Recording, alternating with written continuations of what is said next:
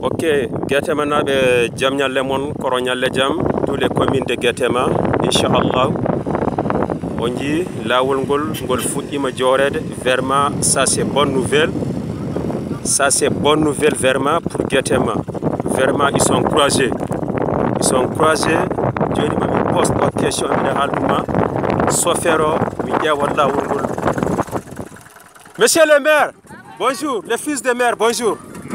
Chauffeur accu communication o jam ñalli koro ñalle jam way je suis journaliste bon horko pamdone lawol inchallah ça ira hein. Bon oɗon mbiya tan courage onɗonne kadi mbatton hakkille no fewi honone kadi il faut que tinnoɗon lawol ngol ko boni hen foof kadi il faut que tinnoɗon oɗon gadda kaƴon oɗon mbaɗa hen vraiment c'est très bon aussi ne walla no fewi quoi enen poof ɓe ballodiran tan ko nafa yimɓe poof quoi kala kone ɓennuɗo ko nafa men inchallah. Bon sens.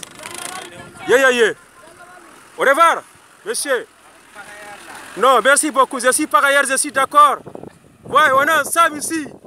Bonne journée. Bon sens pour Guétéma. Commune de Guétéma, bon sens.